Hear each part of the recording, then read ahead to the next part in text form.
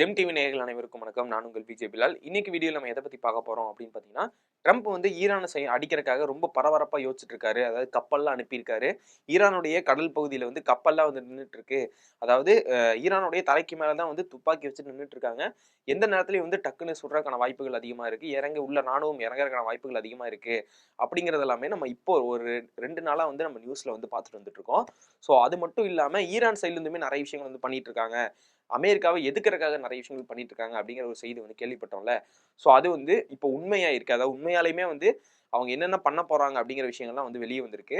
அது சம்பந்தமா நிறைய விஷயங்கள் வந்து பேசியிருக்காங்க. அதாவது மத்த குழுக்கள்லாம் இருப்பாங்கல்ல, மத்த நாடுகள்ல இருக்கக்கூடிய ஹமாஸ், ஹிஸ்புல்லா மாரியான குழுக்கள்லாம் நிறைய பேர் இருப்பாங்கல்ல. ஸோ அவங்க கிட்ட பேசின தகவல்களும் வந்து வெளியே வந்திருக்கு. இது மட்டும் இல்லாம இப்போ நேட்டோ நாடுகள் கூட வந்து பகையில ஈடுபட்டு இருக்காருல்ல, கிரீன்லாந்து வேணும் அப்படிங்கிற மாரி ட்ரம்ப். ஸோ அந்த விஷயத்திலயும் வந்து நேட்டோ நாடுகள் திருப்பி போர் செய்யறதுக்கு அவங்களுமே ரெடியா இருக்கிற மாதிரி எல்லாம் சில வார்த்தைகளா பேசியிருக்காங்க. நேர்ல நின்று 2 பேர் வாக்குவாதம் பண்ணிக்கிட்டா எப்படி பேசுவாங்களோ அந்த அளவுக்கு அமெரிக்காவும் சரி, நேட்டோ நாடுகளும் சரி மாத்தி மாத்தி பேசிக்கிறாங்க. அதாவது ட்ரம்ப்பும் நேட்டோ நாடுகளுடைய தலைவரும் இந்த மாதிரி வந்து பேசிக்கிறாங்க. ஸோ அந்த அளவுக்கு வந்து அவங்க நாட்டுல இருந்து இவர் இப்படி பேசுறாரு, இவங்க நாட்டுல இருந்து ட்ரம்ப் ஒரு மாதிரி பேசுறாரு. ஸோ இந்த மாதிரி தான் வந்து பேசிட்டு இருக்காங்க. அது என்னென்ன நடந்திருக்கு அப்படிங்கிறது எல்லாமே இந்த வீடியோல நம்ம டீட்டெயில்ஸா பார்த்துடலாம்.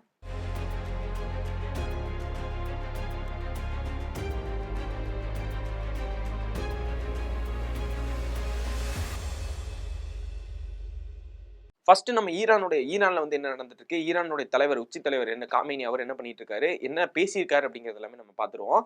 அமெரிக்கா வந்து அவங்களுடைய போர்க்கப்பல், அதாவது மிகப்பெரிய ஒரு கப்பல் அப்படின்னு சொல்லலாம். இப்போ அதை ஈரான் கடல்ல கொண்டு போய் அங்க ஏதோ ஒரு இடத்துல நிப்பாட்டி ரேடார்லாம் நான் ஆஃப் பண்ணிட்டேன் அப்படிங்கிற மாதிரிலாம் வந்து சொல்லி நியூஸ்லாம் வெளியே வந்துருந்துச்சு.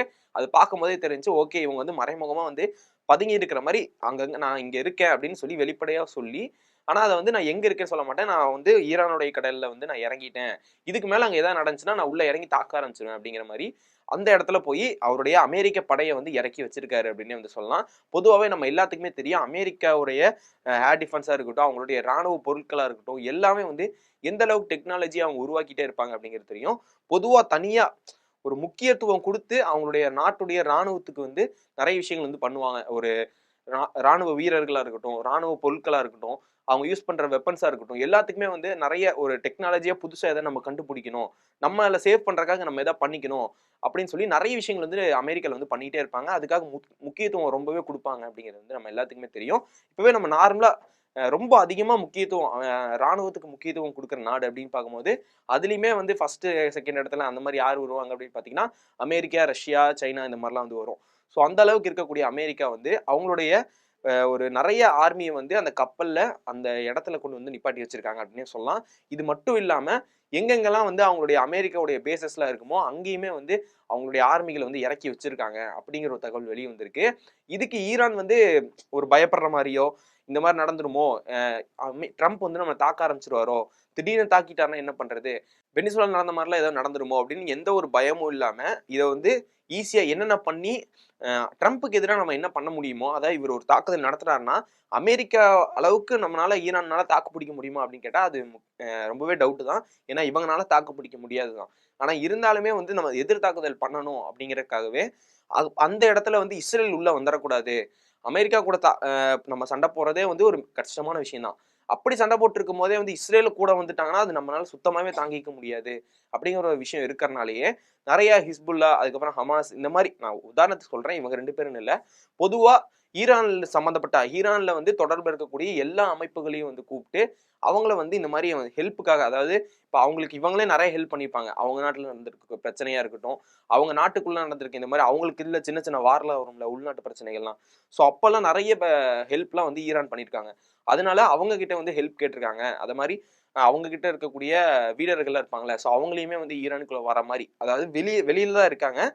ட்ரம்ப் அதாவது அமெரிக்கா வந்து அடிக்க ஆரம்பிச்சாங்கன்னா அவங்க வந்து வெளியிருந்து வந்து தாக்குறதுக்கான வாய்ப்புகள் அதிகமா இருக்கு. இப்போ இதுக்குள்ள இறங்குறாங்க, ஈரானுக்குள்ள வந்து இறங்குறாங்க அப்படிங்கும் போது அவங்கள வந்து இவங்க வேற மத்த நாடுகள்ல இருந்து இவங்க தாக்குறதுக்கான வாய்ப்புகள் இருக்கு. இப்போ உதாரணத்துக்கு சொல்லணும்னா, இப்போ இவங்க ஈரான் சைட்ல ஏதோ ஒரு இடத்துல இருக்காங்க அப்படிங்கும் போது அந்த இடத்துல தாக்குதல் எங்கிருந்து நடக்குதோ ஸோ அந்த இடத்த குறி வச்சு, ஏன்னா ஒரு போர் நடக்கும்போது தெரிஞ்சிடும் எங்கெங்க இந்த தாக்குதல் பண்றாங்க அப்படிங்கிறது தெரியும். ஸோ அப்படி இருக்கும்போது அந்த இடத்துல அவங்கள போய் தாக்குறதுக்காகவே இவங்களுடைய துணையெல்லாம் கேட்டிருக்காங்க அப்படிங்கிற ஒரு செய்தி ஒன்று வந்து வெளியே வந்திருக்கு. ஸோ இது வந்து இப்போதைக்கு ஈரான் எடுத்திருக்க ஒரு ஸ்டெப் அப்படின்னே வந்து சொல்லலாம்.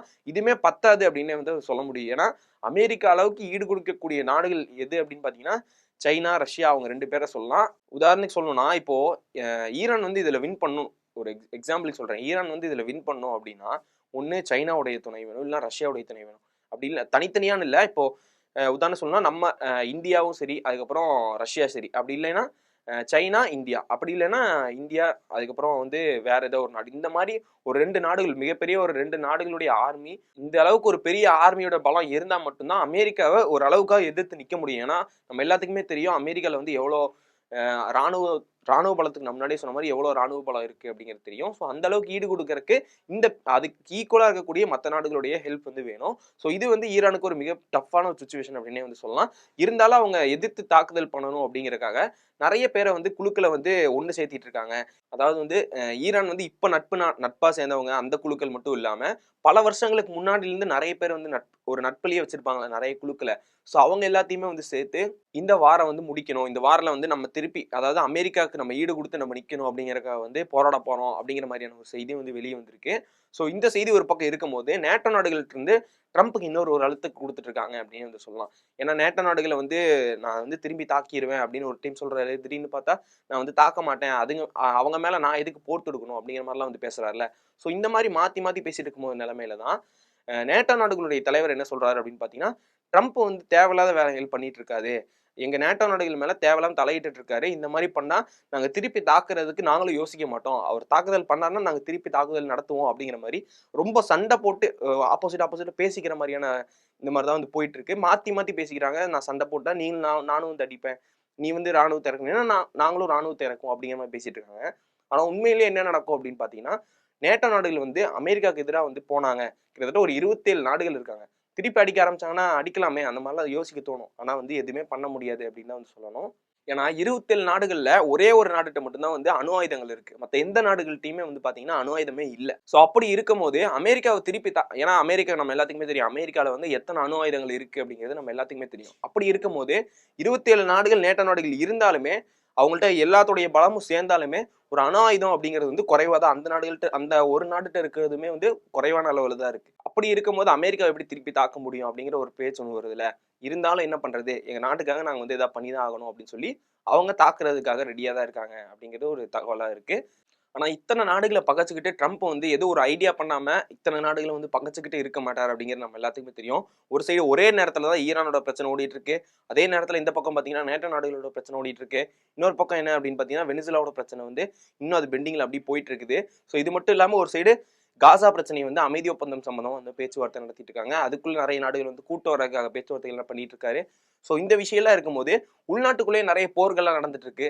இவ்வளவு பிரச்சனையிலும் அவர் பண்றாரு, இத்தனை பிரச்சனையிலையும் நான் இழுத்துட்டு ஆனாலும் நான் இதெல்லாம் பண்ணுவேன் அப்படின்னு சொல்லி ரொம்ப அசால்ட்டா ஒவ்வொரு நாளும் வந்து ஒவ்வொரு சட்டத்தை போடுறது, ஒவ்வொரு விஷயத்த பேசுறது, இந்த மாதிரிலாம் அவர் பண்ணிட்டு இருக்கும் போது பின்னாடியில அவருக்கு பின்னாடி நிறைய பேர் வந்து இருக்காங்க. வெளியே நமக்கு தெரியும் போது ட்ரம்ப் இதை சொன்னாரு, ட்ரம்ப் இதை பண்றாரு, இந்த சட்டத்தை போட்டிருக்காரு, இதுக்கு முன்னாடி வராரு அப்படிங்கிறது மட்டும்தான் நமக்கு தெரியும். பின்னாடியில இருந்து நிறைய பிசினஸ்மேன்ஸா இருக்கட்டும், குறிப்பா சொல்லணும்னா எலான் மஸ்க் சொல்ல குறிப்பா சொல்ல எலான் மஸ்க் மாதிரி இருக்கக்கூடிய அமெரிக்காவில் இருக்கக்கூடிய மிகப்பெரிய பிசினஸ்மேன்ஸா இருக்கட்டும், அவங்க எல்லாத்துடைய துணையினாலதான் வந்து ட்ரம்ப் இந்த மாதிரி பண்ணிட்டு இருக்காரு அப்படிங்கிறது எல்லாமே வந்து நேட்டோ நாடுகள் சைட்ல இருந்து இப்ப கன்ஃபார்ம் பண்றாங்க. இதுக்கு வந்து இப்போ கனடாவுமே வந்து குரல் கொடுக்க ஆரம்பிச்சிட்டாங்க அப்படின்னு வந்து சொல்லலாம். நேட்டோ நாடுகளை விட்டுருக்க, கிரீன்லாந்து எதுக்கு நீங்க கேட்டிருக்கீங்க நடைமுறை முன்னாடி சின்ன சின்னதா பேசிட்டு இருந்தாங்க, அவங்களுமே திருப்பி இப்ப கேட்க ஆரம்பிச்சிட்டாங்க அப்படின்னு வந்து சொல்லலாம். ஏன் அப்படின்னு பாத்தீங்கன்னா ட்ரம்ப் வந்து அடுத்து கிரீன்லாந்தை பிடிச்சிட்டாருன்னா கண்டிப்பா அடுத்து கனடா பக்கம் தான் திரும்புவாரு அப்படிங்கிறது வந்து அவங்களுக்கு தெரிஞ்சிருச்சு. ஸோ அதுக்காக அவங்க திரும்ப குரல் கொடுக்க ஆரம்பிச்சிட்டாங்க அப்படிங்கிறதா இப்போ வந்திருக்க தகவலா இருக்கு. ஸோ இந்த விஷயத்தை பத்தி உங்களுடைய ஒப்பீனியன் என்ன அப்படிங்கிறத கீழே வந்து கமெண்ட்ஸ் சொல்லிட்டு போங்க.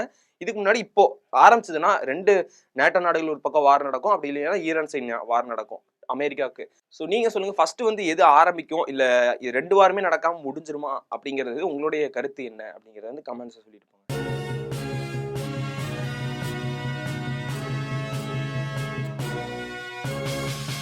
உடனுக்குடன் அப்டேட் தெரிந்து கொள்ள ஜெம் டிவி தமிழ் ஆப்பை இன்ஸ்டால் செய்யவும்.